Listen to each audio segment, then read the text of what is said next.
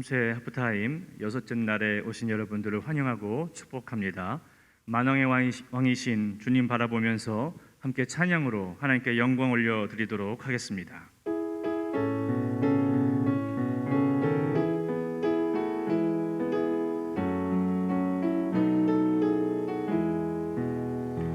만왕의 왕 내 주께서 왜 고초당했나.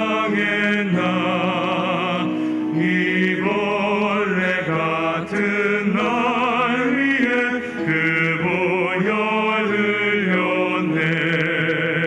십자가 내가 처음 볼 때에 나의 맘에 큰 고통 사라져.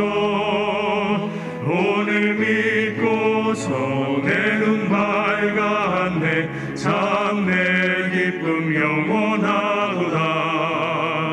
주 십자가 못 박힘은 속죄함 아닌가. 그 긍휼함과 그 은혜 말할 수 없도다. 십자가 내가 처음 볼 때에 나의 맘에 큰 고통 사라져.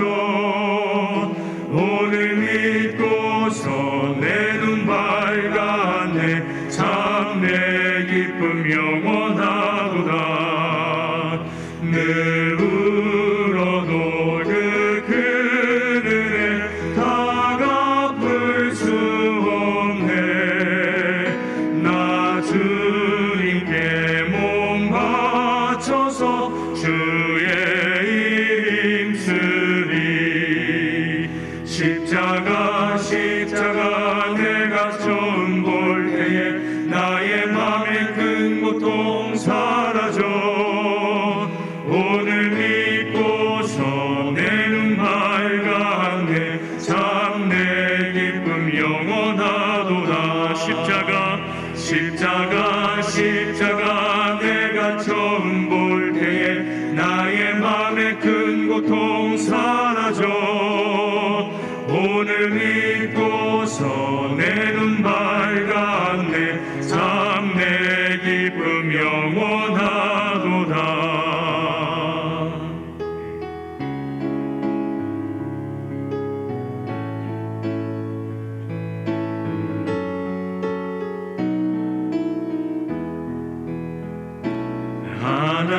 하나님은 너를 지키시는 자, 너의 우편에 그늘 되시니. 낮의 해와 밤의 달도 너를 해치 못하리. 하나님은 너를 지키시는 자, 너의 환난을 명쾌하시니. 그가 너를 지키시리라. 너의 출입을 지키시리라. 눈을 들어 산을 보아라. 너의 도움 어디서 오나. 천지 지으신 너를 만드신 여호와께. 다시 한번. 하나님은 너를 지키시는 자, 하나님은 너를 지키시는 자, 너의 우편에 그늘 되시니. 낮의 해와 밤의 달도 너를 해치 못하니. 하나님은 너를 지키시는 자, 하나님은 너를 지키시는 자, 너의 환난을 명쾌하시니. 그가 너를 지키시리라. 너의 출입을 지키시리라. 눈을 들어 산을 보아라. 눈을 들어 산을 보아라.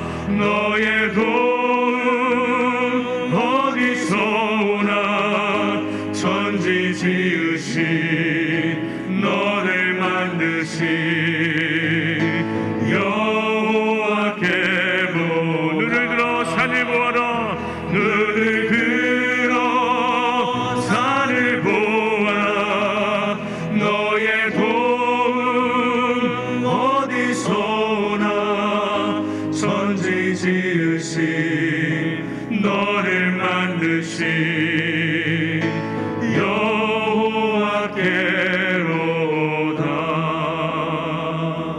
아멘.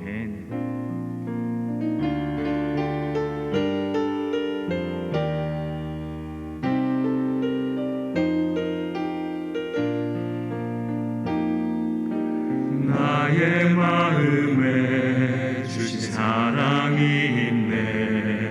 성령께서 내게 주신 한없는 사랑.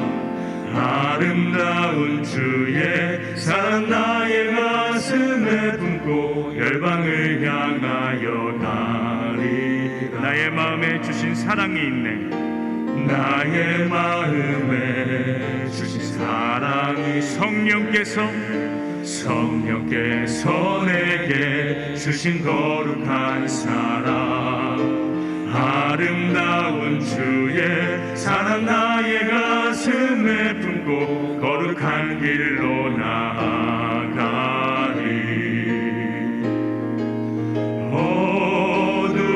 어두워져가는 저 열방 향하여 주의 빛을 비추리. 죽어가는 백성들에게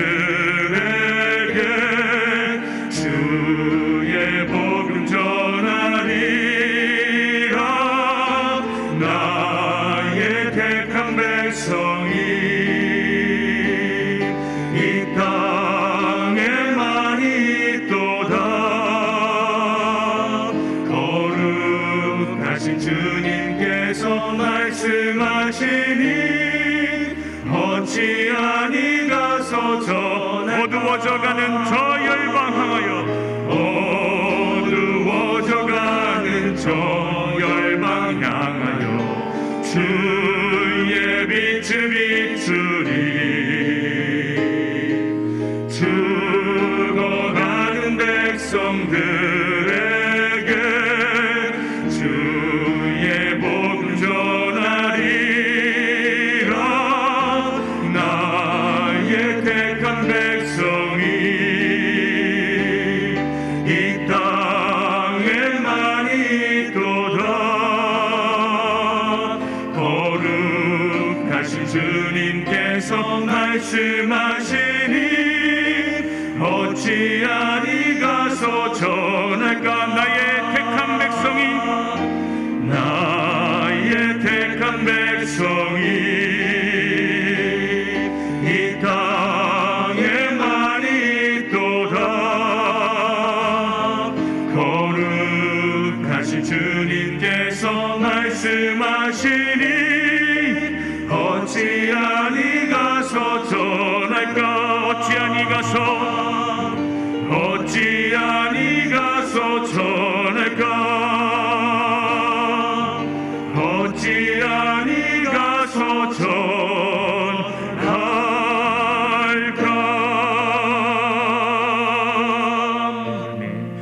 우리 다 같이 통성으로 기도하실 때 오늘 선포되는 말씀을 통해 하나님의 크신 은혜가 임하게 하시고 주신 말씀 붙잡고 순명에 이르도록 역사하여 주옵소서라고 우리 다 함께 통성으로 기도하도록 하겠습니다.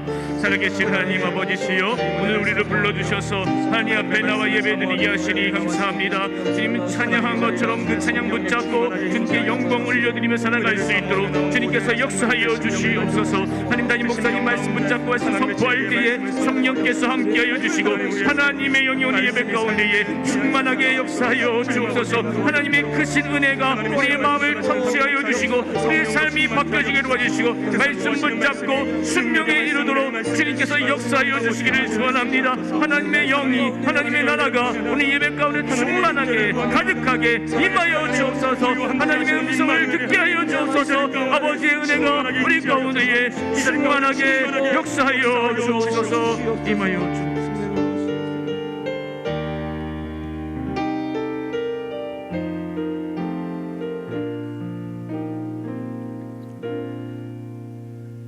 은혜와 자비가 풍성하신 우리의 아버지이신 하나님, 감사를 올립니다. 오늘 우리가 꿈새 하프타임, 또 하나님의 메시지를 사모하는 마음으로 주님 앞에 있습니다. 하나님 앞에 우리의 삶을 바쳐 올립니다. 우리가 여기까지 걸어오는 것, 아버지의 은혜인 것을 고백하며 감사하고, 또 이후로 걸어갈 삶의 여정, 하나님의 은혜와 축복이 저희에게 간절합니다. 하나님께서 그렇게 채우실 줄 믿습니다. 하나님 아버지, 이 시간에 우리가 주님 앞에 예물을 바칩니다. 여러 가지 제목을 담은 감사 헌금, 또 사랑 나눔 금식 헌금, 또 코로나19 구제 헌금, 하나님 거룩한 뜻을 따라 쓰일 때 하나님께서 영광 받아주시고, 또 그리스도인과 교회 공동체가 오늘의 세상에서, 우리의 사회에서 빛과 소금으로서 사역하고 일할 때 하나님께서 힘을 주옵소서. 우리 성도 여러분들 한 분 한 분에게 하나님의 큰 복이 임하게 하옵소서. 오늘 꿈새 하프타임 이 새벽 시간에 예배당에 나오신 성도님들, 또 각 가정에서 실시간 인터넷으로 예배의 자리에 나오신 분들, 하나님이 모두 당신의 품으로 끌어안아 주옵소서. 감사합니다. 예수 그리스도 이름으로 축복하며 기도 올립니다. 아멘. 말씀 들을 7번째 시간입니다. 꿈새 하프타임. 하나님의 은혜 감사하고, 또 예배당에 나오신 성도 여러분들, 그리고 또 각 가정에서 인터넷으로 예배 참여하신 모든 분들 축복합니다. 오늘 우리가 묵상할 설교 성경 본문 제가 봉독해 올리겠습니다. 구약 성경 스가랴서 5장 1절부터 4절까지에 기록된 말씀입니다. 거룩하신 하나님의 말씀입니다. 내가 다시 눈을 들어본즉 날아가는 두루마리가 있더라. 그가 내게 묻되 네가 무엇을 보느냐 하기로, 내가 대답하되 날아가는 두루마리를 보나이다. 그 길이가 20규빗이요 너비가 10규빗이니이다. 그가 내게 이르되 이는 온 땅 위에 내리는 저주라. 도둑질하는 자는 그 이쪽 글대로 끊어지고 맹세하는 자는 그 저쪽 글대로 끊어지리라 하니, 만군의 여호와께서 이르시되 내가 이것을 보냈나니 도둑의 집에도 들어가며 내 이름을 가리켜 망령되이 맹세하는 자의 집에도 들어가서 그의 집에 머무르며 그 집을 나무들과 아울러 사르리라 하셨느니라 하니라. 아멘. 원수를 사랑하라, 이런 성경 구절이 있지요. 이 성경 구절을 두고 어느 고승이 이렇게 말했답니다. 원수가 있어야 사랑하지. 선문답 방식의 얘기죠. 원수라고 생각되는 사람이 있어야 사랑하든지 말든지 할 텐데, 세상에 원수가 없다, 이런 얘기죠. 뭐 그런 사람도 있을 수가 있겠죠. 또 살아가면서 늘 원수를 만들지 말아야지, 다른 사람과 부딪히지 말아야지, 이렇게 삶을 계속 훈련하며 또 그렇게 자기 인생을 다듬어 오신 분들은 또 뭐 원수라고 생각되는 사람이 없고, 또 사람의 인격은 자꾸 그렇게 만들어지니까 뭐 그럴 수도 있겠습니다만, 그러나 세상 사람들의 삶에서 원수가 없을 수가 있겠습니까? 사람 사는 것이 사람과 만나면서 사는 것이고, 또 사람과 만나며 부대끼는 가운데 의견 충돌, 또 이런저런 갈등, 이거는 사실은 뭐 늘 또 끊임없이 있게 마련이지요. 여러분, 성경에 기록된 가르침은 크게 두 가지 특징을 가지고 있습니다. 첫 번째는 그 가르침은 언제나 근원적입니다. 두 번째는 실제적입니다. 성경 말씀은 그 어떤 경우에도 탁산 공론, 뭐 그냥 실제 현실은 파악하지도 않고 또 관심도 없고 그냥 책상 위에서 또는 이론적으로만 그런 탁상 공론식의 가르침을 주지 않습니다. 성경은 절대 그렇지 않습니다. 탁상 공론은 근원적이지 않습니다. 문제를 막 근본까지 파고 들어가고 탁상 공론은 그렇지 않죠. 또 탁상 공론은 실제적이지 않습니다. 현장하고 거리가 떨어져 있다. 뭐 이런 표현이 탁상 공론 그 뜻에 이미 들어 있잖아요. 성경은 한편으로는 아주 무섭도록 철저하고 또 과격합니다. 성경은 과격한 데가 있어요. 그러니까 그 말씀이 말로 끝나지 않도록 또 그 말씀이 하나님의 심중과 근본적으로 연결되어 있다. 이런 점에서 성경의 가르침은 철저하고 그리고 또 과격합니다. 그런데 다른 한편으로는 소름이 돋을 정도로 실제 현실을 직시합니다. 저희 두 가지 예를 한번 성경에서 찾아보겠습니다. 철저하고 과격하게 근본을 지적하는 말씀을 예로 들면 살인에 관한 예수님의 가르침입니다. 예수님은 겉으로 현상적으로 누구를 죽였다 이 정도가 아니라 그 살인의 의도가 시작되는 마음의 동기를 문제로 삼으십니다. 사람이 살면서 야, 저 사람 없었으면 좋겠다 이런 생각, 사실은 인간과의 갈등에서 뭐 통상적으로 많이 드는 거잖아요. 그게 조금만, 그러니까 생각 속에서 반발자국만 더 발전하면 아유, 저 사람 세상에서 사라졌으면 좋겠다. 이게 우리 사람의 보통 현실이잖아요. 근데 예수님은 그 살인의 의도가 시작되는 마음의 동기를 아주 무섭게 지적하십니다. 마태복음 5장 21절 22절 말씀을 한번 들어보십시오. 옛사람들에게 이르기를 살인하지 말아라. 누구든지 살인하는 사람은 재판을 받을 것이다 한 것을 너희가 들었다. 그러나 나는 너희에게 말한다. 자기 형제나 자매에게 성내는 사람은 누구나 심판을 받는다. 자기 형제나 자매를 모욕하는 사람은 누구든지 의회에 불려갈 것이요.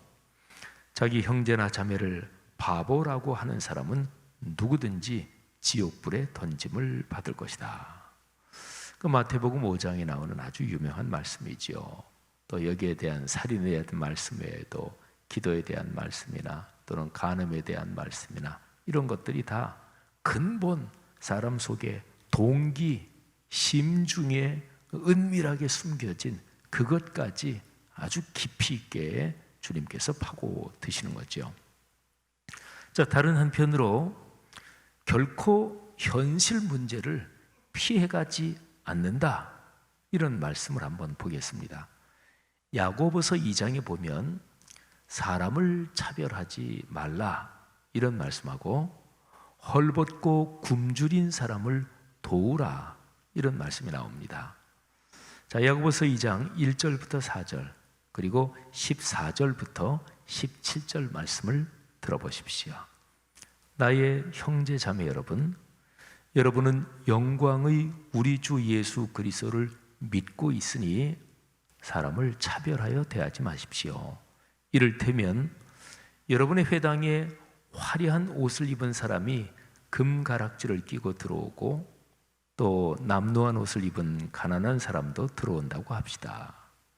여러분이 화려한 옷차림을 한 사람에게는 특별한 호의를 보이면서 여기 좋은 자리에 앉으십시오 하고, 가난한 사람에게는 당신은 거기에 서 있든지 나의 발치에 앉든지 하시오 하고 말하면 바로 여러분은 서로 차별을 하고 나쁜 생각으로 남을 판단하는 사람이 된 것이 아니고 무엇이겠습니까?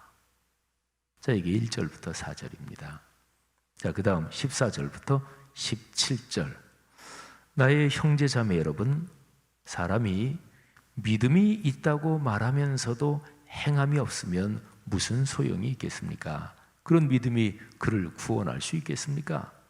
어떤 형제나 자매가 헐벗고 그날 먹을 것조차 없는데 여러분 가운데서 누가 그들에게 평안히 가서 몸을 따뜻하게 하고 배부르게 먹으라고 말만 하고 몸에 필요한 것들을 주지 않으면 무슨 소용이 있겠습니까? 믿음에 행함이 따르지 않으면 그 자체만으로는 죽은 것입니다.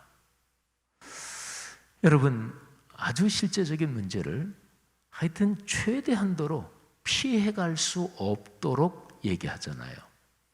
그래서 저는 생각하기를 신앙생활에서 가장 위험한 것은 눈 가리고 아웅하는 것입니다. 그거는 하나님의 말씀을 모욕하고 하나님을 무시하는 것이 되는 거죠. 성경을 읽고 묵상하면서 이 두 가지를 늘 기억해야 합니다. 하나는 철저하게 근원까지 파고드는 것입니다. 하나님의 심중을 묵상하는 거죠. 하나님의 품에 안겨 그분의 뜻을 깨닫는 것이지요. 다른 하나는 그렇게 해서 깨달은 그 배운 그 가르침에 온 몸을 던져 삶으로 순명하는 것입니다. 이를 통하여 우리 그리스도인은 자신의 일상과 습관이 바뀝니다. 그리고 그 깨달은 것이 문화로 그리고 인격으로 뿌리 내리는 것입니다. 그리고 나 자신의 삶에서 그렇게 문화와 인격으로 그렇게 뿌리 내리는 것에서 한 걸음 더 나아가서 나의 사회적 활동 영역에서 변화가 일어나는 것입니다. 변화에는 여러 가지 종류가 있죠. 한꺼번에 급격하게 변하는 것을 혁명이라고 합니다. 혁명은 종종 그 명분과 대의가 제 아무리 올바르더라도 인간 삶에 아주 큰 어려움을 초래하는 경우가 대부분입니다. 그런데 우리 그리스도인이 사회에 여러 직종에 다 있잖아요. 또 여러 직장, 어느 직업에나 다 있잖아요. 근데 그런 모든 직종 또는 직업, 그 안에서 있는 관습적인, 습관적인 안 좋은 것들, 그거는 그 안에 있는 사람이 제일 잘 압니다. 제가 이번 주간에 우리나라 국회에서 공직자로 근 40년 가까이 30몇 년을 일하시고서 퇴직하신 어떤 한 분을 만났습니다. 근데 그분은 국회에서 거의 최고위 공직까지 다 지낸 분입니다. 우리 교회뿐이 아니고 저기에 다른 교회 다니시는 분인데 무슨 일 때문에 만났어요. 근데 그분하고 이런저런 얘기를 하면서 그분이 국회 사무처에서 공직자로 30몇 년을 일하셨고 그리고 국회 사무처 거기에서 거의 최고위 공직까지 다 지내셨으니까 그러니까 이분 같은 경우에 국회 사무처 안에서 내려오는 안 좋은 관행 그거는 그분은 누구보다 더 잘 알죠. 근데 그분은 늘 제가 국회 기도회 지도 목사 하던 시절에도 그분을 뵈면 저분은 신앙이 참 순수하시다. 그리고 늘 그리스도인으로서 정직하게 그리고 최선을 다해서 하나님의 뜻대로 살려고 애쓰시는 모습을 제가 봤거든요. 그러니까 그런 그리스도인들 한 사람 한 사람이 사회의 여러 직업, 직종에 있으면서 우리 사회가 건강하게 유지되고 또 그런 분이 점점 더 중요한 결정을 할 수 있는 직급에 올라가면 그 사람의 결정 권한이 많아지는 거 아니겠어요? 그러면 그분이 적어도 자기 결정 권한 안에서는 자기가 하나님의 뜻이 무엇인지 그러면서 행동하고 결정할 수 있잖아요.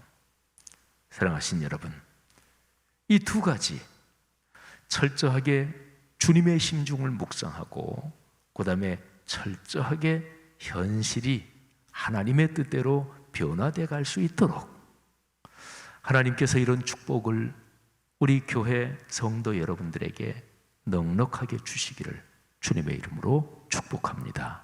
그리고 이렇게 인생길을 걸어가면서 주님의 동역자가 되는 거예요. 주님의 사용하시는 아름다운 주님의 거룩한 도구가 되는 거죠. 여러분의 가정 가문에 주님 재림하실 때까지 이런 인생 여정이 이어지기를 축복합니다. 자, 스가랴서 5장 1절부터 4절에 보면 선지자 스가랴가 본 8가지 환상 중에서 6번째 환상이 거기에 기록되어 있습니다. 날아가는 두루마리의 환상입니다. 자, 두루마리, 이거는 하나님의 말씀을 적어 놓은 것입니다. 오늘날로 말하면 성경책이라고 얘기할 수 있죠. 근데 스가랴가 환상 중에 두루마리를 보는데 두루마리가 이렇게 날아가고 있어요. 이렇게 공중에 있는 거죠. 상상해 보십시오. 두루마리가 근데 엄청나게 큽니다.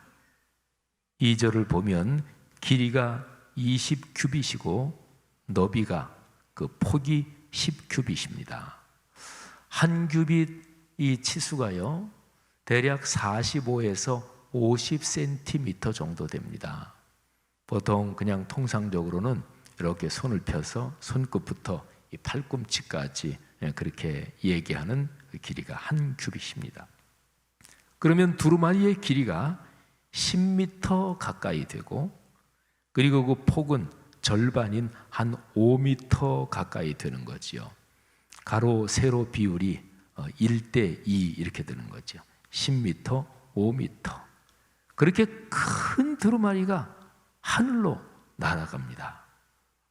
그런데 두루마리에 이쪽 면 저쪽 면 양쪽에 기록되어 있습니다. 오늘 여기 말씀에 보면 도둑질하는 자는 이쪽 말씀대로 끊어지고 거짓 맹세하는 사람은 저쪽 말씀대로 끊어진다. 이쪽 저쪽 그렇게 표현된 걸 봐서 두루마리 한쪽 면만이 아니라 양쪽에 기록되어 있다는 것을 알 수 있습니다. 여러분, 이 두루마리가 하늘로 날아간다는 게 무엇입니까? 누구나 다 볼 수 있도록. 어디에 숨겨놓으면 못 보잖아요. 또 어디에 이렇게 책상 위에 있으면 다 보는 건 아니잖아요. 하늘에 높이 떠 있으니까 누구나 볼 수 있고 크기 때문에 누구나 볼 수 있습니다. 아니, 볼 수밖에 없지요. 엄청나게 큰 게 하늘에 이렇게 날아가니까. 그리고 양쪽에 기록된 것도 누구나 보게 돼 있다, 이것을 뜻합니다. 자, 그러면 무슨 말씀이 거기에 기록되어 있나요? 저주의 말씀입니다. 축복의 말씀이 기록되어 있다면 힘을 얻고 좋을 텐데 아쉽게도 저주의 말씀들이 그 두루마리에 기록이 되어 있습니다. 그런데 여러분, 이거 우리 성도들 다 아시죠? 그리스도인은 다 압니다. 성경에 표현으로 축복으로 기록된 그런 축복의 말씀들 우리가 그걸 읽을 때 좋지요, 당연히. 근데 표현상으로 무서운 책망과 저주로 기록된 말씀, 그것도 의미상으로 보면 축복의 말씀입니다. 그러니까 우리가 죄를 짓는 길로 가는 것, 우리가 하나님의 뜻에 엇나가는 것, 거기에 대해서 책망을 받아야 좋지, 하나님의 길에서 엇나가는데 그냥 잘한다 이러면 이거는 아니죠. 그러니까 성경에 표현상으로 저주 또는 무서운 책망, 그거는 사실은 그쪽 길로 가지 말라고 하는 거니까 결과적으로는 우리에게 축복의 말씀이 되는 거죠. 자, 아무튼 이 날아가는 두루마리에 기록된 것은 온 땅에 내리는 하나님의 무서운 책망, 저주의 말씀이 거기 기록이 되어 있습니다. 하나님의 책망과 저주의 말씀은 그 말씀 자체가 강력하게 활동하여 말씀의 내용을 성취합니다. 물론 성경의 모든 말씀이 다 그렇지만요. 자, 신명기 28장 축복과 저주의 장으로 아주 유명하죠. 근데 이 말씀 가운데서 하나님의 저주의 말씀이 나오는 부분에 보면 저주의 말씀이 그 자체로 이게 작동하고 활동한다, 이런 표현이 있어요. 자, 28장 45절 46절 말씀을 들어보십시오. 이 모든 저주가 너희에게 내릴 것이다. 그 저주가 너희를 따르고 너희에게 미쳐서 너희가 망할 것이다. 너희가 주 너희의 하나님의 말씀에 순종하지 않았고 너희에게 명하신 그 명령과 규례를 지키지 않은 까닭이다. 이 모든 저주는 너희와 너희의 자손에게 영원토록 표적과 경고가 될 것이다. 아멘. 하나님의 말씀에 따르지 않은 것 때문에 하나님 말씀 안에 있는 저주와 책망의 말씀이 너희를 따른다. 그리고 너희에게 작용한다. 그리고 자손들에게 영원토록 표적과 경고가 되면서 그렇게까지 영향을 끼친다, 이런 말이죠. 그 무섭죠. 오늘 우리가 묵상하는 스가랴서 5장에서도 마찬가지입니다. 저주의 말씀이 그 말씀 자체로 작동하고 활동한다 하는 표현이 있는데요, 오늘 여기 말씀에 보면 두루마리에 쓰인 글대로, 이쪽 글대로 끊어진다, 저쪽 글대로 끊어진다. 그러니까 표현된 그 말씀 자체대로, 그 말씀대로 강력하게 작동한다 하는 거죠. 도둑질하는 자들, 하나님의 이름으로 거짓 맹세를 하는 자들이 기록된 말씀대로 저주를 받습니다. 자, 3절 4절이 그거예요. 그가 내게 이르되 이는 온 땅에 내리는 저주라. 도둑질하는 자는 이쪽 글대로 끊어지고 맹세하는 자는 그 저쪽 글대로 끊어지리라 하니 만군의 여호와께서 이르시되 내가 이것을 보냈나니 도둑의 집에도 들어가며 내 이름을 가리켜 망령되이 맹세하는 자의 집에도 들어가서 그의 집에 머무르며 그 집을 나무와 돌과 아울러 사르리라 하셨느니라 하니라. 아멘. 여러분이 3, 4절 이 구절에서 우리가 좀 더 깊이 살펴봐야 하는 것은 죄의 항목입니다. 그런데 죄의 항목이요, 뭐 예를 들어서 적어도 대여섯 가지 또는 뭐 더 길게 10대까지 이렇게 나오는 게 아니고 딱 두 가지만 명백하게 강조되어 있습니다. 도둑질과 거짓 맹세, 이 두 가지만. 스가랴 선지자가 살았던 그 시대에 예루살렘을 중심으로 사는 이스라엘 민족, 그 유대인 공동체에 이 두 가지 죄밖에 없었을까요? 그럼 그러지 않았겠죠. 근데 왜 이 두 가지만 딱 집어서 언급할까요? 다른 죄는요? 그러니까요, 이게 아까 제가 말씀드린 대로 하나님께서 스가랴 선지자에게 말씀을 주면서 아주 구체적으로 실제적인 현실을 정확하게 딱 찍어서 말씀하시는 거예요. 피해가지 못하도록. 그러니까 하나님의 말씀의 구체성, 실제 현실을 무섭도록 구체적으로 지적하시는 이런 특징이 여기에도 나타나 있는 거죠. 자, 이 두 가지 범죄 항목은 당시의 사회적 상황과 긴밀하게 연관되어 있습니다. 그 당시의 사회적 상황이 어땠을까요? 학개서 말씀에서 우리가 그 상황을 볼 수가 있습니다. 선지자 스가랴가 바벨론에서 예루살렘에 돌아온 사람들에게 주님의 말씀을 전했는데 학개 선지자도 같은 시기에 예루살렘에서 활동했습니다. 자, 학개서에 당시의 삶이 나타나 있는데요, 학개서 1장 5절 6절 그리고 좀 건너뛰어서 9절 말씀을 제가 읽어드리겠습니다.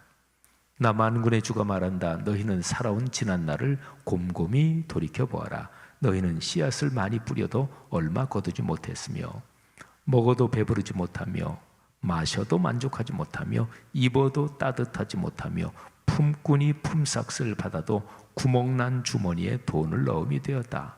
너희가 많이 거두기를 바랐으나 얼마 거두지 못했고 너희가 집으로 거두어 들였으나 내가 그것을 흩어버렸다. 여러분, 바벨론에서 예루살렘으로 돌아온 유대인들은 먹고 살기가 힘들었습니다. 경제적으로 하루하루 꾸려가는 것이 만만치 않았습니다. 그들이 고국으로 돌아와서 얼마 지나지 않아서 성전 재건을 시작했거든요. 그런데 중단됐습니다. 중단할 수밖에 없었던 이유 중 하나도 경제적인 어려움이었을 것입니다. 자, 사회가 그런 상황이 되면 대개 어떤 범죄들이 일어나나요? 당연하죠. 도둑질이죠. 도둑질이 기승을 부립니다. 그리고 도둑질한 사람이 체포돼서 재판을 받을 거 아니겠어요? 그런데 그때에 거짓으로 증언하는 것이 아주 흔해지는 거지요. 이스라엘 사회에서 재판을 받을 때 하나님 앞에서 맹세하니까 거짓 증언을 한다. 이것은 하나님의 이름을 망령되이 일컫는 죄가 됩니다. 저는 개인적으로 제 의견을 표명하거나 글을 쓰거나 할 때 어떤 거는 제 개인 의견이면 꼭 토를 답니다. 이건 제 개인 의견입니다. 근데 제가 공적인 위치에서 말할 때도 있지요. 설교하는 것은 하나님이 세우신 말씀의 선포자로 공적인 위치에서 말하는 것입니다. 그러니까 설교는 개인적인 얘기가 아닌 거지요.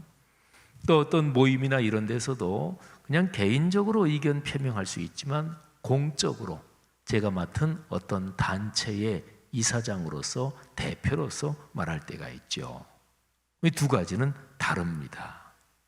여러분, 우리 그리스도인이 인생 여정을 걸어가면서 그리스도인이라는 이거는 늘 어디서나 걸려 있는 거예요. 이거는 개인적이고 공적이고 간에 늘 똑같은 거지요.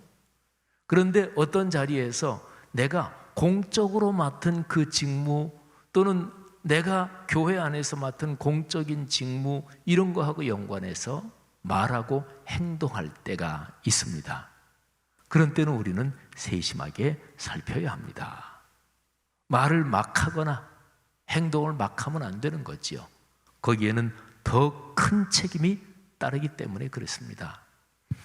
한참 지난 일입니다마는 김대중 대통령 시절에 온로비 사건이 그거는 텔레비전으로 전국에 청문회가 생중계가 됐잖아요.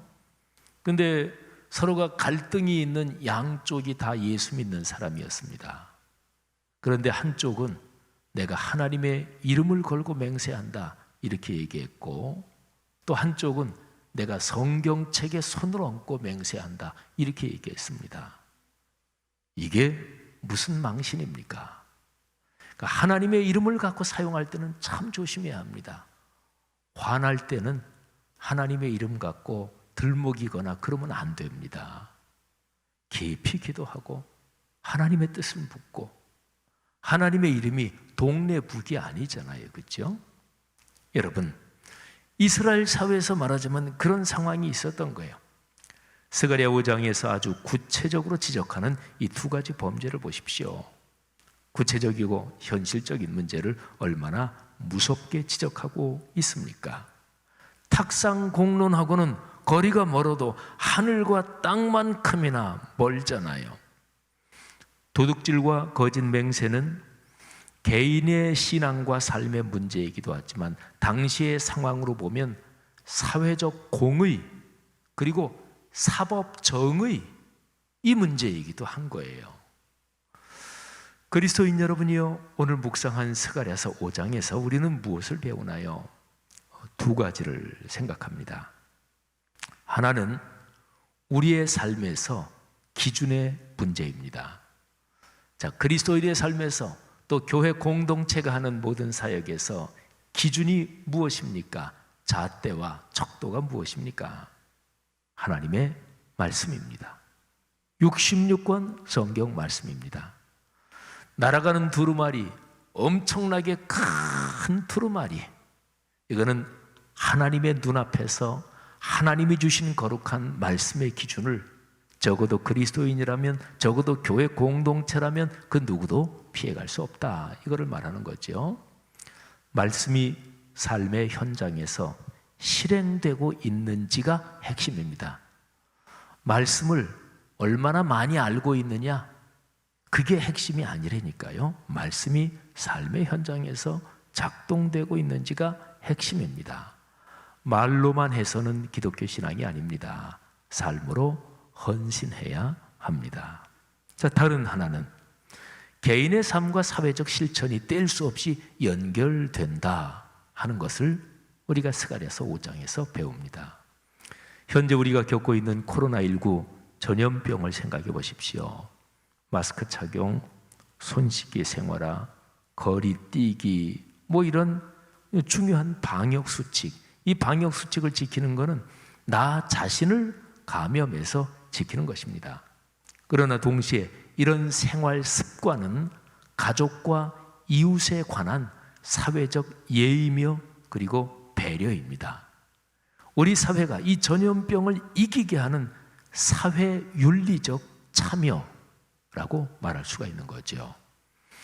제가 최근에 어떤 교계 신문에 칼럼을 하나 쓰면서 그런 글을 썼어요.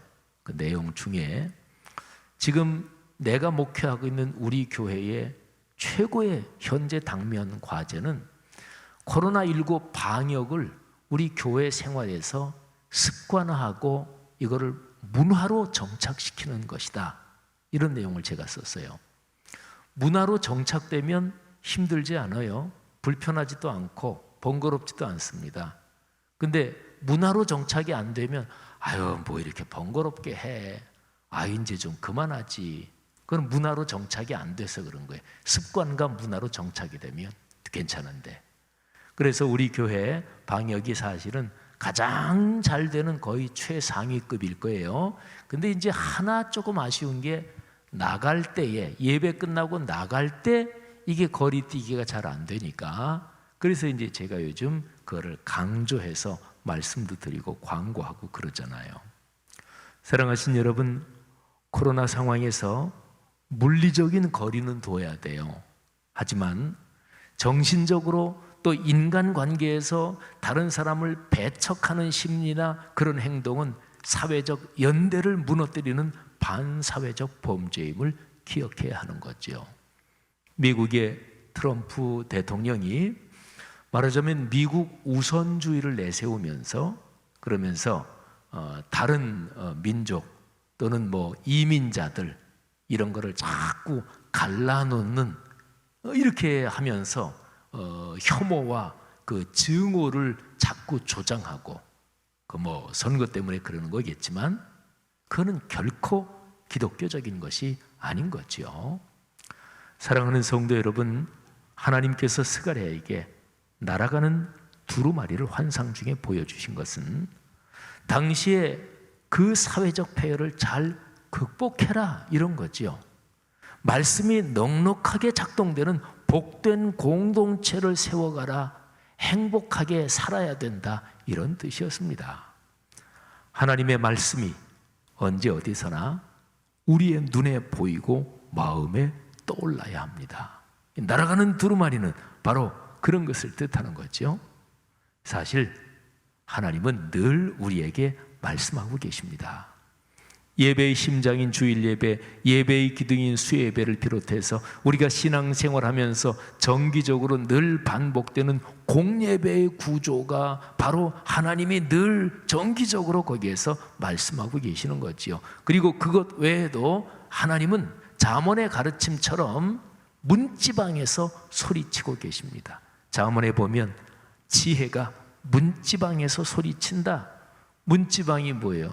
우리가 여기 지금 대배실 들어올 때도 저 문 들어올 때 뭐 그 바닥에 문지방 턱이 있지는 않지만 그 경계가 다 문지방이잖아요. 그러니까 사람이 하루에 생활하면서 수십 번도 더 넘나드는 곳이 바로 문지방이잖아요. 하나님께서는 그렇게 일상에서 우리에게 계속적으로 말씀하고 계시다 하는 거죠. 성도 여러분, 하나님의 거룩한 말씀이 우리 삶의 일상에서 작동되게 합시다. 말씀을 사모합시다.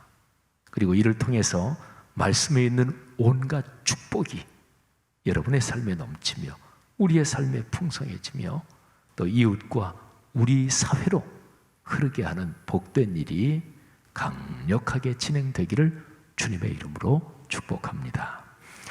하나님의 말씀 우리 가슴에 끌어안고 주님 말씀의 그 양식을 주옵소서. 하나님 앞에 찬양하겠습니다. 찬송가 198장 가사를 잘 묵상하면서 찬양하죠.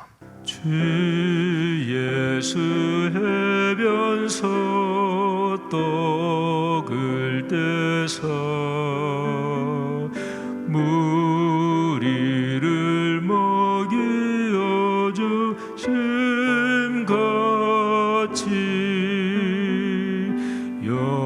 영생의 양식을 나에게도 풍족히 나누어 주옵소서.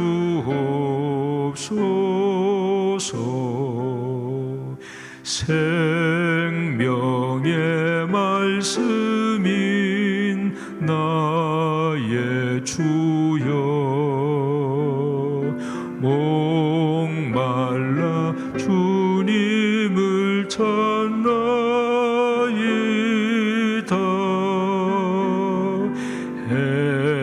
해변서 무리를 먹임같이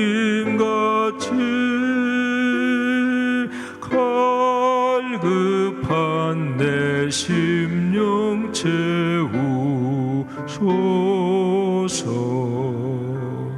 내 주여 진리의 말씀으로 사실에 얽매인 날 푸시사 내 맘의 평화를 누리도록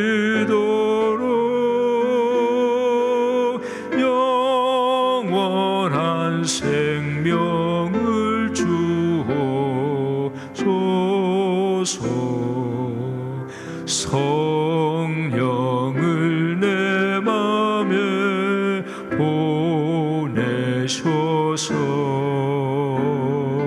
내 어두운 영의 눈 밝히시사 말씀에 감추인 참 진리를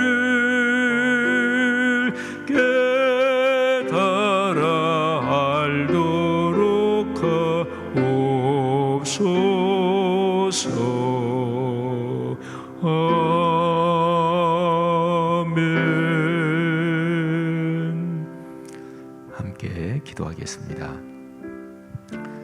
오늘 메시지에서 하나님께서 여러분 각자에게 주신 그 감동, 그 말씀을 꼭 마음에 끌어안으시고 여러분의 마음과 영혼에 새기는 그런 기도를 했으면 좋겠습니다. 또 하나님의 거룩한 말씀이 날아가는 두루마리처럼 하나님 내 인생 여정에서 늘 날아가는 두루마리를 보게 하옵소서.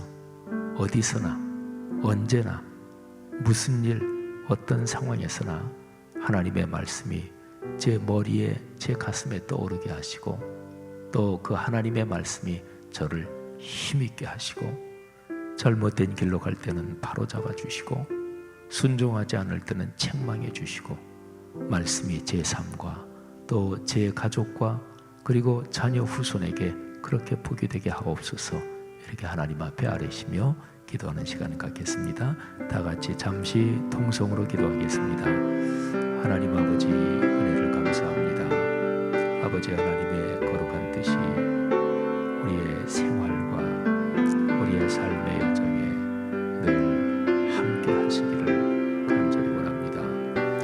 날아가는 두루마리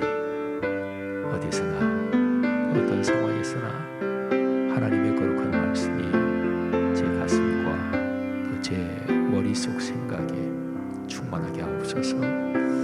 아버지 하나님, 어떤 경우에도 말씀을 놓치지 않게 하옵소서.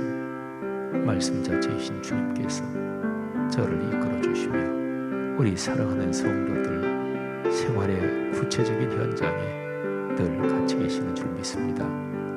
하나님 아버지 66권 성경 말씀, 이 말씀을 듣고 공부하며 묵상하고 암송하면서 하나님이 주시는 큰 복을 우리 삶의 여정, 또 우리 성도들의 자녀들 후손들에게 늘 강물처럼 이어지게 하옵소서. 감사합니다. 우리의 그런 말씀에 순명하는 생활이 우리가 걸어가는 사회 모든 활동에서 현실적으로 작동하도록 복을 주옵소서. 감사합니다. 감사합니다. 하나님 아버지, 우리가 드린 진실하고 간절한 기도 주님께서 응답하신 줄로 믿습니다. 예수님 이름으로 기도 올립니다. 아멘. 오늘은요, 일본 선교지를 위해서 기도하는 시간인데요. 한번 영상 먼저 잠깐 보고 기도하겠습니다. 안녕하세요. 성락성결교회 성도 여러분, 저는 일본 시즈오카현 후지시에서 사역하는 장우영 선교사입니다. 그동안 보내주신 기도와 소원에 깊이 감사드립니다. 지난달 코로나19 방역을 위한 마스크를 보내주셔서 잘 받았습니다. 성도들과 동역자들과 나누어 잘 사용하고 있습니다. 한동안 마스크 수급이 안 되는 상황에서 한국으로부터 공수된 마스크는 예수님의 사랑을 전하는 귀한 도구가 되었습니다. 기도를 부탁드릴 제목으로는 코로나 이후에도 하나님의 선교 사역이 변함없이 진행되기를 위해서 기도해 주십시오. 또한 성도들의 경제적인 어려움들이 해결되어지는 은혜가 있도록 기도해 주세요. 또 성도들의 영적 성장과 특히 학생, 청년들의 부흥이 있도록 기도해 주세요. 안녕하세요. 말씀상 공동체 성락성교회 성도 여러분, 저는 일본 니가타 성수학원에서 사역하는 박창수 선교사입니다. 그동안 보내주신 격려와 기도에 깊이 감사드립니다. 앞으로도 많은 성원과 기도를 부탁드립니다. 이곳에서도 말씀상 공동체 성락성교회 성도님들을 위해 마음 모아 기도하겠습니다. 감사합니다. 선락성교회 성도 여러분, 안녕하십니까? 저는 사이타마 리빙라이프 교회라는 개척교회에서 사역하고 있는 야마구치 츠토무 목사입니다. 지난달 코로나19 방역으로 위해서 마스크를 보내주셨는데 잘 받았고, 저희 교회 성도님들께 또 천도를 위해서 필요하신 분들께 나눠서 잘 사용하고 있습니다. 이 자리를 통해서 감사의 말씀을 전하고 싶습니다. 기도 제목은 현재 저희가 사역하고 있는 사이타마 지역에서도 하나님의 나라가 임하고 하나님의 뜻이 이루어지도록, 또 코로나 위루스를 잘 극복하고 이곳을 계기가 돼서 일본의 영적 부흥과 회복이 이루어지도록, 하나님의 도우심이 필요하신 분들을 만나서 함께 기도하고 예수님의 사랑을 나눌 수 있도록 기도해 주시면 감사하겠습니다. 앞으로도 이웃나라 일본을 위해서 기도해 주십시오. 주님의 이름으로 사랑하고 축복합니다. 감사합니다. 아리가또 고자이마스. 할렐루야. 네, 감사합니다. 마지막에 나오신 야마구치 목사님은 일본 분이시죠. 근데 그 사모님이 한국 분이시고요. 그리고 야마구치 목사님이 한국말을 굉장히 잘하시죠. 옛날에 그 서강대학교에 와서 한국에서 유학하신 분입니다. 장우영 목사님하고 야마구치 목사님 기도 제목은 나왔는데, 박창수 선교사님의 기도 제목만 제가 한번 읽어드리면, 니가타 성서학원이 지방 선교에 충실하며 동북아시아 교회들과 함께 평화의 가교로서 부름받은 소명을 확신하며 교수님과 신학생들 모두 사명에 충실하도록 도우소서. 한국과 일본의 교회들이 서로 결속 연대하여 양국 사이에 정의와 평화를 세우는 가교 중재자의 역할을 할 수 있도록 도우소서. 니가타 성서학원의 목회와 선교에 헌신할 신학생들을 보내주시고 신학교 운영에 필요한 재정과 장학금 후원자를 붙여 주소서. 박창수 선교사를 영육간 강건하게 하시고 신학교와 지역교회 사역 및 문서 사역에 힘을 주시며 화해와 평화의 가교로서 사명에 충실하게 하소서. 장우영 목사님, 박창수 선교사님, 야마구치 목사님 이분들 그리고 내외관 그리고 자녀들 위해서 기도하시는데 박창수 선교사님은 그냥 싱글로 사역하시는 분이십니다. 또 이분들이 사역하시는 그 지역을 위해서 그리고 일본을 위해서 기도해 주시기를 바랍니다. 이 기도 제목과 또 여러분 개인적인 기도 제목 또 남은 꿈새 하프타임 위해서 기도하시고 우리 사회 또 우리 민족을 위해서 기도하시고 코로나19 속히 물러갈 수 있도록 또 하나님께 간구하시기를 바랍니다. 자유롭게 기도하시다가 돌아가시고 그리고 내일 새벽 시간에 다시 뵙겠습니다. 다 함께 기도하겠습니다. 하나님 아버지 은혜를 감사합니다. 주의 거룩한 주